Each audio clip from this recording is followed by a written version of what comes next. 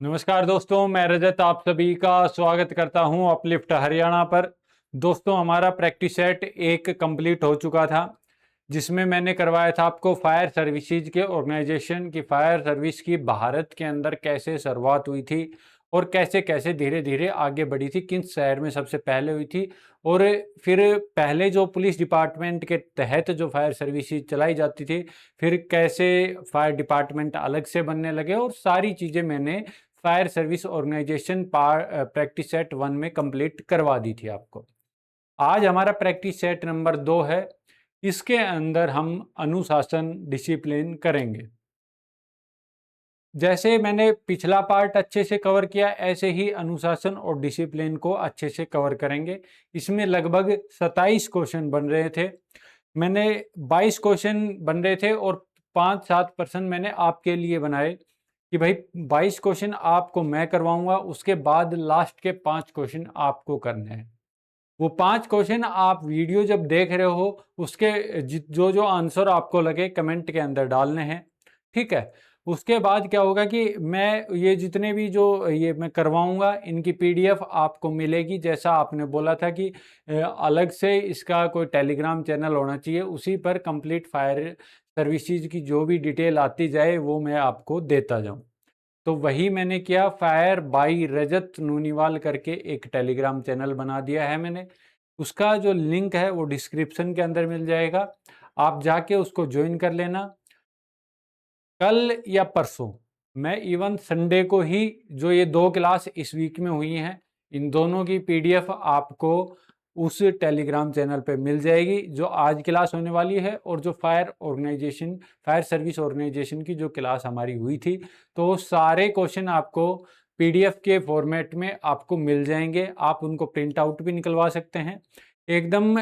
जैसे कि आप क्वेश्चन और आंसर बहुत भयंकर, मतलब बहुत बढ़िया तरीके से आपके उस पीडीएफ में डाल दी हैं।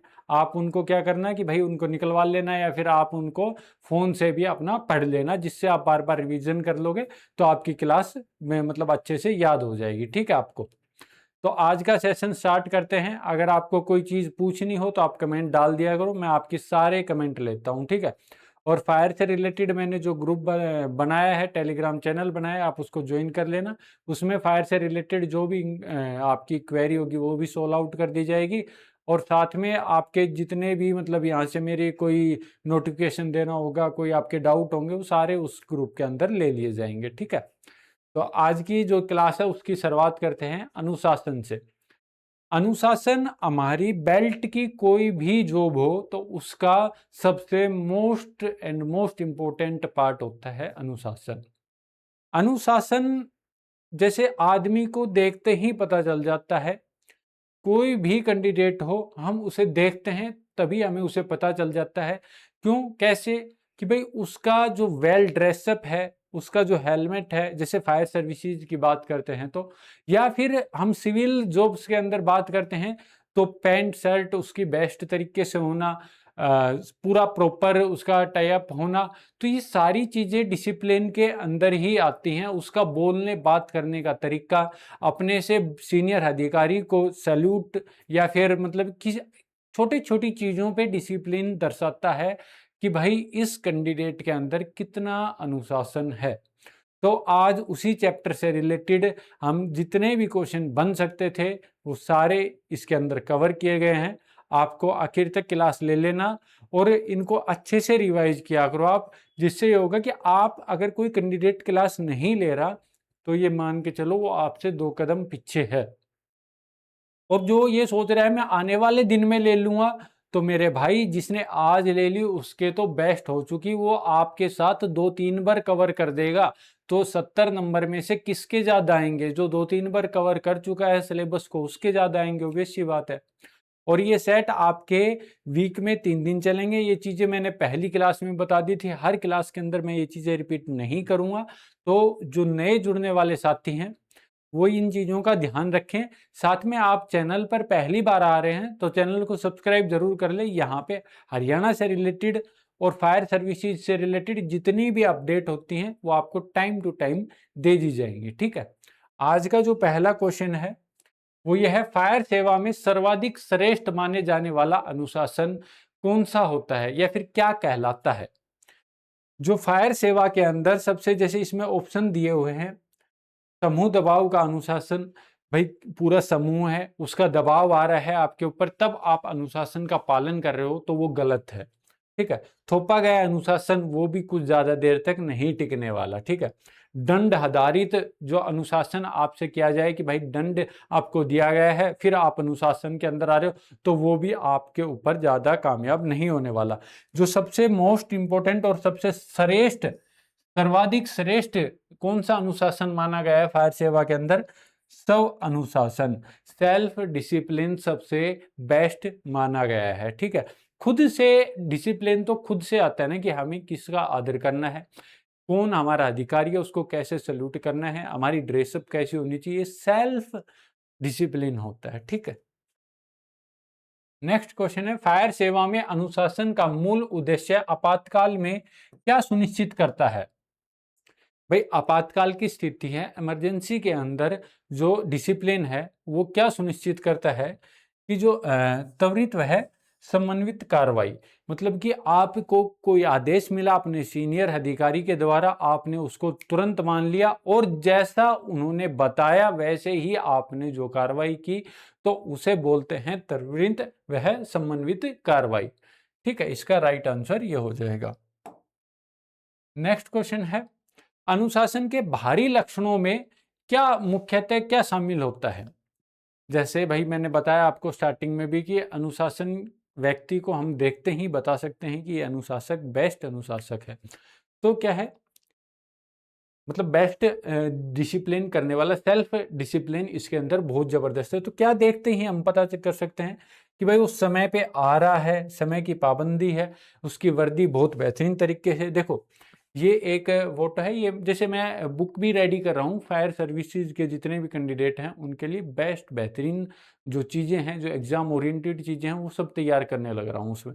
तो उसी से मैं एक छोटी सी तस्वीर काट के लाया, भाई जैसे सल्यूट करने का तरीका, वर्दी साफ, ठीक है, नेम प्लेट क्लियर होनी चाहिए, नेम प्लेट लगी होनी चाहिए, टाइम का पाबंद होना चाहिए कि टाइम से आ रहा है टाइम से जा रहा है और इमरजेंसी के अंदर एक्स्ट्रा काम भी कर रहा है, ठीक है। हेलमेट जो है वो सुरक्षित होना चाहिए, साफ होना चाहिए, ठीक है। जो व्हीकल्स हैं, फायर टेंडर्स हैं, वो उनकी देख रेख करना आना चाहिए, व्यवहार बेस्ट होना चाहिए, शूज़ है वो पॉलिश होने चाहिए, चमकदार होनी चाहिए। सारी चीज़ें बाहरी जो गुण होते हैं जो देखते ही पता चल जाता है कि इस कैंडिडेट के अंदर अनुशासन कितना है, तो सारी चीज़ें ये हैं, ये लक्षण होते हैं, ठीक है। नेक्स्ट क्वेश्चन है, चेन ऑफ कमांड की जानबूझकर अवहेलना क्या कहलाती हैं? तो उसे क्या कहते हैं जो चेन ऑफ कमांड की अवहेलना कर दे? चेन ऑफ कमांड क्या होता है कि हमारे सीनियर से सीनियर अधिकारी जितने भी होते हैं, हमें जो आदेश मिल जाए उसका हमें पालन करना चाहिए, ठीक है। तो अगर वो उसकी अवहेलना करता है तो वो क्या कहलाएगा? अवज्ञा या इनसबऑर्डिनेशन, अवज्ञा या इनसबऑर्डिनेशन, ठीक है। ये इसका राइट आंसर होगा। नेक्स्ट क्वेश्चन है, सीसीएस और सीसीए नियमों के अंतर्गत भर्त्सना एक किस प्रकार का दंड है? जो सीसीएस और सीसीए रूल हैं ये क्या है? जो सेंट्रल गवर्नमेंट रूल्स हैं ना, जैसे सेंट्रल सिविल सर्विसेज के जो रूल हैं, इसकी फुल फॉर्म होगी सेंट्रल सिविल सर्विसेज, ठीक है। ये कि 1965 के अंदर रूल्स बनाए गए थे कि कोई भी सीनियर अधिकारी हो तो हमें उनका कहना मानना है। तो ये सारे चीज़ें किसके अंदर आती हैं? अगर वो निंदा है, ये इसको जैसे क्या बोला जाएगा? निंदा, भर्त्सना या निंदा बोला जाएगा। तो इसका जो ये दंड है, इसके लिए हमें क्या अपराध, मतलब कौन से दंड के अंडर में आएगा? लघु दंड आएगा, गुरु दंड आएगा, आर्थिक दंड आएगा, या फिर जो स्थायी दंड है वो मिलेगा? तो ये माइनर के अंदर आता है, क्या आएगा? लघु आएगा, लघु दंड के अंदर आएगा, ठीक है। देखो सीसीएस सेंट्रल सिविल सर्विसेज और CCA classification control appeal rules हैं, ये 1965 के अंदर लागू हुए थे, ठीक है। ये कर्मचारियों के लिए डिसिप्लिन और डिपार्टमेंटल एक्शन के नियम है। जैसे कि भाई आपके डिसिप्लिन निर्धारित किए जाते हैं कि ऐसे ऐसे आपको अनुशासन का पालन करना है, और अगर आपने इन मतलब अनुशासन का पालन नहीं किया तो आपके ऊपर किस प्रकार का दंड दिया जाएगा, आपको किस प्रकार का दंड क्या दिया जाएगा, और फिर आप उसके प्रति क्या अपील कर सकते हो। ये सारी चीज़ें CCS और CCA रूल्स 1965 के अंतर्गत सारी चीजें एक्सप्लेन की हुई है। ठीक है, सस्पेंशन कब और कैसे, चार्जशीट, डिपार्टमेंटल इंक्वायरी, माइनर और मेजर पेनल्टी, ठीक है, डिसिप्लिनरी अथॉरिटी की पावर, अपील और रिवीजन की व्यवस्था, ये सारी चीजें CCS और CCA रूल 1965 के अंदर अच्छे से एक्सप्लेन की गई हैं। ठीक है, नेक्स्ट क्वेश्चन है CCS और CCA नियमों के अंतर्गत जो बर्खास्ती है, डिसमिसल, एक किस प्रकार का दंड है। देखो, रिमूवल और डिसमिसल दो बहुत कंफ्यूजन करने वाली टर्म है ये, कि रिमूवल क्या होता है। रिमूवल आपको एक नौकरी से निकाल दिया जाता है, लेकिन आप दूसरी किसी भी सरकारी नौकरी में लग सकते हैं, रिमूवल का अर्थ ये होता है। ठीक, डिसमिसल का अर्थ ये होता है कि अगर आपको इस नौकरी से निकाल दिया गया तो आप आने वाली किसी भी भर्ती के अंदर या फिर किसी भी गवर्नमेंट जॉब के अंदर आप नौकरी नहीं लग सकते। ठीक है, वो होता है डिसमिसल। तो डिसमिसल क्या हो गया भाई, गुरु दंड हो गया, मतलब कि बड़ा दंड हो गया। ठीक है, मेजर, ठीक है, मेजर पेनल्टी हो गई। ठीक है, ये जो आपके दंड है उनको एक्सप्लेन किया हुआ है, ये भी मैं बुक से ही कट करके लाया हूँ कि जो लघु दंड है उनके अंदर क्या क्या आता है। चेतावनी आती है, निंदा आती है, भर्त्सना मैंने बताया, वेतन को रोकना, वेतन वृद्धि को रोकना। अब ऐसे ही गंभीर दंड या फिर गुरु दंड बोला जाता है, तो इनको क्या आता है, पद वेतन की कमी, अनिवार्य सेनावर्ती, सेना से हटाना और बर्खास्ती। देखो, रिमूवल सेना से हटाना मतलब एक सेना से हटा देना, दूसरी में आप लग सकते हो। ठीक है, बर्खास्ती मतलब आप आने वाली किसी भी जॉब के अंदर जॉब नहीं कर सकते, नौकरी नहीं कर सकते। ठीक है, नेक्स्ट क्वेश्चन क्या है, हटाया जाना। रिमूवल बर्खास्ती से इस मायने में भिन्न है कि वह भविष्य में सरकारी नौकरी हेतु क्या नहीं ठहराता। देखो, इस क्वेश्चन में बहुत मिनी सी एक चीज दे दी कि नहीं ठहराता। तो आप अगर ये नहीं लिखा होता, मतलब ये नहीं अगर नहीं लिखा होता तो आप इसमें अयोग्य लगा देते, और अभी अब ये नहीं लिखा हुआ है तो योग्य। ठीक है, क्योंकि रिमूवल मैंने बताया कि वो आने वाली किसी भी नौकरी के लिए आपको योग्य, मतलब डिसमिसल क्या है वो योग्य नहीं ठहराता, लेकिन रिमूवल है वो आपको दूसरी नौकरी के लिए योग्य ठहराता है। ठीक है, ये भी बुक में मैंने देखो यहाँ पे अच्छे से एक्सप्लेन किया हुआ है। हटाना और बर्खास्ती एक महत्वपूर्ण अंतर है इन दोनों के अंदर। बर्खास्ती सामान्यतः भविष्य में सरकारी सेवा हेतु अयोग्य ठहरा देती है। ठीक है, बर्खास्ती ठहरा देती है, लेकिन जबकि हटाए गए कर्मी मतलब रिमूवल, यह अयोग्यता अवश्य रूप से लागू नहीं होती। ठीक है, रिमूवल के अंदर ये चीजें लागू नहीं होती, लेकिन डिसमिसल के अंदर आपको किसी भी दूसरी जॉब में मतलब नौकरी के लिए मान्य नहीं किया जाएगा, आपको अयोग्य ठहरा दिया जाएगा। ठीक है, नेक्स्ट क्वेश्चन है, निलंबन मतलब सस्पेंशन को CCS नियमों के तहत औपचारिक नहीं माना जाता। क्या औपचारिक नहीं माना जाता, CCS रूलों के तहत जो सस्पेंशन है उसको दंड नहीं माना जाता, औपचारिक दंड नहीं माना जाता। ठीक है, क्यों नहीं माना जाता, क्योंकि सस्पेंशन एक कार्रवाई है कि भाई सस्पेंशन पे आपको रख दिया, सस्पेंड कर दिया बोलते हैं, जैसे आपने आम भाषा में बोलेंगे भाई उसको सस्पेंड कर दिया। सस्पेंड करने का अर्थ है उसको नौकरी से कुछ दिन के लिए रेस्ट दे दिया गया, उसके ऊपर जो कार्रवाई चल रही है वो निष्पक्षता से चले और बिना उसकी दखल अंदाजी के चले, इसलिए उसे सस्पेंड किया जाता है। तो सस्पेंशन कोई दंड नहीं होता। ठीक है, नेक्स्ट क्वेश्चन है, जो अनुशासनात्मक जो कार्रवाई के आरोप में स्पष्ट लिखे दस्तावेज को क्या कहते हैं। जैसे भाई जो अनुशासनात्मक जो कार्रवाई करी जाएगी, जिसके ऊपर कार्रवाई चल रही है, उसके ऊपर जो आरोप लगे हैं उन वो जिस डॉक्यूमेंट्स में लिखे जाते हैं, तो उन डॉक्यूमेंट्स को क्या कहा जाता है, तो उन डॉक्यूमेंट्स को क्या कहा जाता है, चार्जशीट कहा जाता है। क्या कहा जाता है, चार्जशीट कहा जाता है। चार्जशीट भी कोई आरोप या फिर मतलब कि ऐसा नहीं चीज़ नहीं है कि भाई ये कोई दंड है। चार्जशीट एक जो कार्रवाई हो रही है उसके जो डॉक्यूमेंट्स रेडी हो चुके हैं या फिर रेडी हो रहे हैं, उन सभी चीज़ों को बोलते हैं चार्जशीट, जो डॉक्यूमेंट्स तैयार हो रहे होते हैं। ठीक है।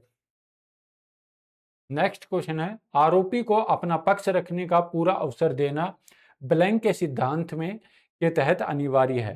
भाई कौन से सिद्धांत के तहत आरोपी को अपना पक्ष रखना या फिर अपील करना अनिवार्य है? तो ये क्या आएगा, नैसर्गिक न्याय के तहत अनिवार्य है कि जो आरोपी है जिसके ऊपर आरोप लगे हैं वो अपने पक्ष रखे, अपने बारे में बताए कि नहीं मैंने ये गलती नहीं की या फिर मैंने ये गलती की है, इस दबाव में आके की है। तो ये सारी चीजें, ये आज़ादी किसके तहत मिलती है, अनिवार्य किसके तहत है, नैसर्गिक न्याय के तहत। ठीक है। गुरु दंड दिए जाने से पहले सामान्यतः क्या अनिवार्य है? जैसे आपको किसी को गुरु दंड दे दिया, फॉर एग्जांपल रिमूवल कर दिया या फिर डिसमिसल कर दिया, तो उससे दिए जाने से पहले उसको कैसा क्या मौका मिलेगा, क्या अनिवार्य है भाई? मौखिक चेतावनी या विभागीय जांच या सीधा दंड आदेश या लिखित माफी? तो क्या होगा भाई, एक विभागीय जांच करवाई जाएगी जिसके अंडर में सब पता चल जाएगा कि भाई किसने ये गलती की, किसके दबाव में आके की, सारी चीजें एकदम स्पष्ट हो जाएंगी विभागीय जांच के अंदर। ठीक है। नेक्स्ट क्वेश्चन है, जांच का निष्पक्ष संचालन करने वाले अधिकारी को क्या कहते हैं? भाई जो जांच है उसका, जैसे भाई दो पक्ष हैं जिसके ऊपर आरोप लगे हैं और एक दूसरा पक्ष है कि जिसने आरोप लगाए हैं लेकिन उसका नाम स्पष्टीकरण नहीं किया जाता, लेकिन उसको भी कोई ऑफिसर लीड कर रहा होता है, तो उन दोनों पक्षों की जांच करने वाले को क्या कहते हैं? तो क्या कहते हैं, जांच अधिकारी या इंक्वायरी ऑफिसर। ठीक है। नेक्स्ट क्वेश्चन है, आरोपी के विरुद्ध जो मामला प्रस्तुत करने वाले अधिकारी को क्या कहते हैं? मैंने बताया कि एक साइड से जो आरोपी होता है वो, और दूसरी साइड से दूसरे पक्ष पे जिसने आरोप लगाए हैं या फिर मतलब नहीं भी लगाए, तो डिपार्टमेंट का कोई भी आदमी होता है या फिर सीनियर ऑफिसर होता है, तो उसको क्या कहते हैं? तो उसको कहते हैं प्रेजेंटिंग ऑफिसर, कि भाई वो प्रेजेंट करेगा कि इसने क्या क्या गलतियां की है, कहाँ कहाँ पे गलतियां की हैं, सारी चीज़ें एक्सप्लेन करेगा। कौन करेगा? Presenting officer. और इंक्वायरी ऑफिसर क्या काम करता है? निष्पक्ष जांच करता है कि भाई इस बंदे की कोई गलती है या नहीं है, या फिर जो डिपार्टमेंट से गलत आरोप लगाए जा रहे हैं, सारी चीज़ें स्पष्ट होती हैं इनके अंदर। ठीक है। नेक्स्ट क्वेश्चन है, आरोपी कर्मचारी सामान्यतः अपनी सहायता हेतु किसको नामित कर सकता है? फॉर एग्जाम्पल किसी पे आरोप लग गया, तो वो अपने आरोप को मतलब कि भाई ये बताने के लिए कि नहीं मैं मतलब कि दोषी नहीं हूं, तो वो किसका साथ ले सकता है? एक सहकर्मी, मतलब उसके साथ काम करने वाला, या फिर अनुमत व्यक्ति या बचाव सहायक। ये बचाव सहायक और अनुमत व्यक्ति कौन होता है? जैसे जो एम्प्लॉय है, ठीक है, उसका डिफेंस असिस्टेंट होता है, मतलब उसके बचाव में काम करने वाला। और ये डिफेंस असिस्टेंट कौन होता है? उसका कॉलिग होता है, या फिर जो परमिटेड पर्सन होता है, कि जिसके जो कार्रवाई चला रहे इंक्वायरी ऑफिसर है वो उसको परमिट देगा कि हाँ भाई तुम इसको प्रेजेंट कर सकते हो अपनी तरफ से, ये हमारी तरफ से परमिट आपको दिया जाता है, तो वो होता है। ठीक है। कोई बाहरी वकील नहीं होता, मीडिया रिस्पेक्टिव नहीं होता, और ना ही कोई फैमिली का मेंबर होता। ठीक है। नेक्स्ट क्वेश्चन है, एस्प्रिट दे क्रोप्स का अर्थ क्या है? कि दल की प्राप्ति के प्रति क्या है, दल के प्रति क्या होना चाहिए भाई? गर्व और वफादार होना चाहिए, गर्व और वफादारी होनी चाहिए। जो अपना दल है या फिर अपनी टुकड़ी है जो आपके साथ काम करते हैं, उसको आपके ऊपर, मतलब इसका अर्थ पूछा गया है मेनली, तो इसका अर्थ यही होगा कि जो दल के प्रति गर्व और वफादारी होनी चाहिए। नेक्स्ट क्वेश्चन है, वैध वह कानूनी आदेश के बिना चुनौती दिए और पालन करना क्या कहलाता है? भय, चापलूसी, आज्ञाकारिता या विश्वसनीयता? तो क्या आएगा? आज्ञाकारिता इसका राइट आंसर आएगा। ठीक है। यदि कोई आदेश स्पष्ट अवैध हो, मतलब कोई भी आदेश है वो स्पष्ट पता चल रहा है कि ये अवैध है, तो उसको क्या, अनुशासित कर्मी को क्या करना चाहिए? जो मान लो कोई अनुशासित आदमी है और उसके ऊपर कोई आरोप लगा दिया गया और स्पष्ट पता चल रहा है कि ये जो आदेश है ये गलत है, तो उसको क्या करना चाहिए, उचित माध्यम से आपत्ति दर्ज करनी चाहिए। ऐसे नहीं है कि नहीं ये तो गलत है, लेकिन उसका भी एक माध्यम होता है, प्रोसेस होता है, उसके तहत उसको आपत्ति दर्ज करनी चाहिए। ठीक है। नेक्स्ट क्वेश्चन है, फायर सेवा में जो पदानुक्रम है, चेन ऑफ कमांड का मूल उद्देश्य आपातकाल में क्या सुनिश्चित करना है। जो चेन ऑफ कमांड है उसका आपातकाल के अंदर क्या स्पष्ट करना है कि भाई कैसे क्या। आपको पता है चेन ऑफ कमांड मतलब सीनियर हो गए, तो उनका क्या काम है कि भाई निर्णय कैसे लेने हैं, कैसे हमें आगे की जो आग लगी हुई है उसको बुझाना है, तो उसकी पूरी प्रक्रिया, तो उसे निर्णय लेना और अपना श्रृंखला बनाना कि भाई कैसे क्या क्या प्रोसेस हमें वहां जाके करने, तो ये सारी चीजें सीनियर के ऊपर डिपेंड करती है। तो स्पष्ट वह त्वरित निर्णय श्रृंखला। ठीक है, तो ये काम होता है जो चेन ऑफ कमांड है उसका। जो अनुशासनहीनता से फायर ग्राउंड में पर जो सबसे गंभीर जोखिम है वो क्या हो सकता है।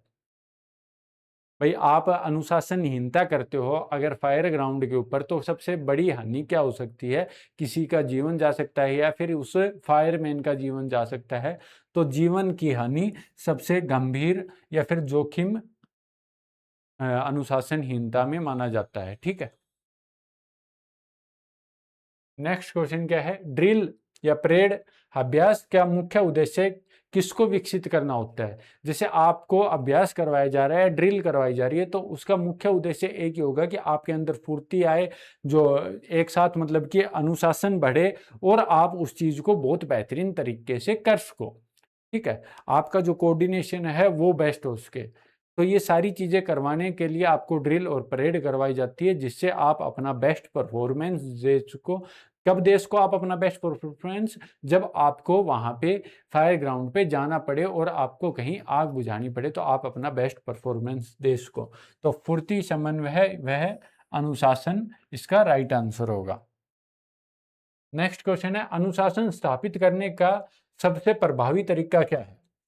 वही जो अनुशासन है, जैसे आपका कोई सीनियर अधिकारी है और वो आपको बोले कि भाई मैं आपको ऐसे ऐसे मतलब आपको ऐसे ऐसे करना है, लेकिन वहीं पर अगर वो जो आपका सीनियर है या फिर फायर स्टेशन ऑफिसर है, एनीवन जो भी है, तो वो आपको वो खुद अगर टाइम पे पंचुअल है, तो मेरे हिसाब से ऐसा तो नहीं होगा कि जो टुकड़ी खड़ी है या फिर जो कैंडिडेट्स हैं फायर स्टेशन के वो डिले हो रहे हैं और जो ऑफिसर है वो टाइम पे आ रहा है। अगर फायर ऑफिसर डिले है तो फिर कैंडिडेट ऑल्सो डिले डिले होंगे। ठीक है, अगर वहीं पर अगर fire officer time to time आ रहा है, उसकी जो ड्रेसअप है, वर्दी है, वो सब कुछ प्रॉपर है, उसका काम करने का तरीका प्रॉपर है, तो मेरे हिसाब से ऐसा कोई भी नहीं होगा कि जो अपने फायर ऑफिसर के बाद में आए या फिर उसकी जो ड्यूटी टाइम है उसको वो मिस अप करे। ठीक है, तो क्या होगा, नेतृत्व द्वारा स्वयं उदाहरण प्रस्तुत करना। ठीक है, कोई भी काम करने से पहले अगर किसी कैंडिडेट को बीए सेट नहीं यूज करना आ रहा, तो उसको पहले सिखाना कि ऐसे, खुद से बताना कि ऐसे ऐसे हो रहा है, फिर उसको वो खुद मतलब बता देगा, तो सामने वाला ऑटोमेटिक समझ जाएगा। मतलब खुद एक उदाहरण सेट करना, उसके बाद ऑटोमेटिक सामने वाला उस पर काम करेगा। नेक्स्ट क्वेश्चन है, जीवन को खतरे में डालने वाले गंभीर लापरवाही का आधार बन सकता है। किसका आधार बन सकता है भाई। जो मैंने बताया, जीवन को खतरे में डालने वाली लापरवाही सबसे बड़ा दंड माना जाता है। तो ऐसे ही कौन सा दंड होता है, गुरु दंड होता है, जो मेजर पेनल्टी है उसके अंडर में आता है। ठीक है, नेक्स्ट क्वेश्चन भाई, अब ये जो 5 क्वेश्चन आने वाले हैं 23 से लेके और 27 तक, इनके आंसर मैं नहीं बताऊंगा, इनके आंसर आपको कमेंट के अंदर डालने हैं। ठीक है, मैं ओनली क्वेश्चन पढ़ूंगा और आपको कोई क्वेश्चन नहीं समझ में आएगा तो उसका बताऊंगा, आपको इनके आंसर कमेंट बॉक्स के अंदर डालने हैं। ठीक है, तो 23वां क्वेश्चन है, अनुशासन का सही अर्थ है नियमों व आदेशों का कैसे पालन करना। ठीक है, यह आपके पास ऑप्शन है, आपको इनका आंसर कमेंट बॉक्स के अंदर बताना है। ठीक है, एक अच्छे अनुशासक का सबसे आवश्यक गुण क्या होता है। ऑप्शन देख लेना भाई, और फिर आप मेरे को इसके इनके ऑप्शन बता देना। ठीक है, कमेंट बॉक्स के अंदर। और जितने भी कैंडिडेट वीडियो देख रहे हैं, वीडियो पसंद आती है तो लाइक जरूर करें। इसकी पीडीएफ आपको संडे को मिल जाएगी, जिसके अंदर ये सारे क्वेश्चन होंगे। ये नहीं है कि 22 तक ही होंगे, आपके 27 के 27 क्वेश्चन मिलेंगे। पिछली क्लास भी पूरी मिलेगी, ठीक है। तो अच्छे से सारे क्वेश्चन मिलेंगे।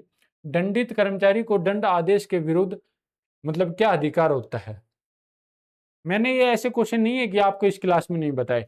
जो कैंडिडेट अच्छे से ध्यान लगा के, जिसने पूरी क्लास अटेंड की है, उसको 100% इनका आंसर पता होगा। नेक्स्ट क्वेश्चन है, भारत में केंद्र सरकार कर्मचारियों पर लागू अनुशासनात्मक नियम किस मतलब नियम क्या कहलाते हैं? जो अनुशासन के नियम लागू हुए थे, उन्हें वो क्या कब लागू हुए थे और क्या कहलाते हैं? ये क्वेश्चन भी मैंने करवा दिया, लेकिन वो दूसरी फॉर्म में था, अब ये दूसरी फॉर्म में है, ठीक है। लास्ट क्वेश्चन है, उचित व निष्पक्ष जो अनुशासन है, मनोबल को ब्लैंक क्या करते हैं, जबकि जो अन्नपूर्णा अवसाक अनुशासन इसे कमजोर करता है। एनआई जो पूर्वक जो अनुशासन होते हैं वो तो उसे मतलब कि क्या करते हैं, कमजोर करते हैं। और जो उचित व निष्पक्ष अनुशासन होता है वो उसे क्या करता है? आई थिंक ये सभी को पता चल गया होगा, मजबूत करता है, ठीक है। आपको ये क्वेश्चन आज की क्लास यहीं कंप्लीट होती है। अगर कोई क्वेश्चन नहीं समझ में आया हो तो कमेंट कर देना, साथ में कि भाई आपको ये क्वेश्चन है, ये सारे इनकी पीडीएफ आपको मिलेगी fire by Rajat Nuniwal. Link description के अंदर दे दिया गया है। दो डिस्क्रिप्शन के अंदर दो लिंक मिलेंगे, एक अपलिफ्ट हरियाणा का और एक ये। अगर आप चैनल पर पहली बार आए तो सब्सक्राइब जरूर कर लेना, क्योंकि आपको वीक में 3 क्लास फायर ड्राइवर से रिलेटेड आपको मिलने वाली है, ठीक है। और बहुत जल्द बहुत बेहतरीन बेहतरीन चीजें आपको देने वाला हूं, तो चैनल को सब्सक्राइब जरूर कर लेना। जय हिंद दोस्तों, मिलते हैं नेक्स्ट क्लास के अंदर।